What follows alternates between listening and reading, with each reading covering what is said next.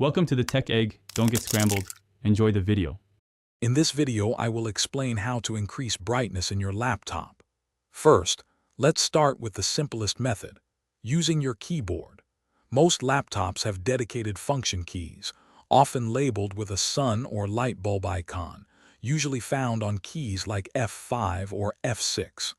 Simply hold down the FN key, typically located near the bottom left of your keyboard, and press the corresponding brightness up key. This provides a quick and easy way to adjust your screen's illumination on the fly. Next, we can adjust brightness directly through your operating system settings.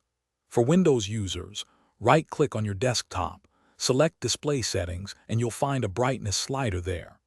Mac users can go to System Settings, then Displays, and use the brightness slider. These software-based controls offer a more granular adjustment, allowing you to fine-tune your screen's luminosity to your exact preference, ensuring optimal viewing comfort.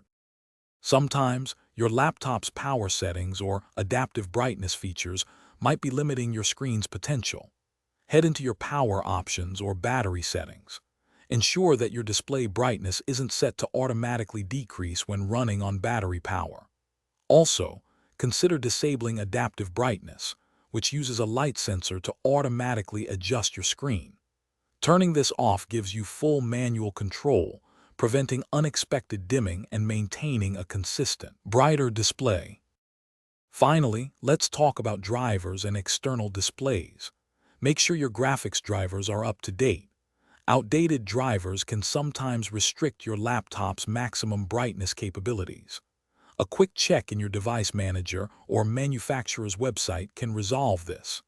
If you're using an external monitor, remember that its brightness is controlled by its own physical buttons, not your laptop settings. These steps ensure both your laptop and any connected screens are performing optimally.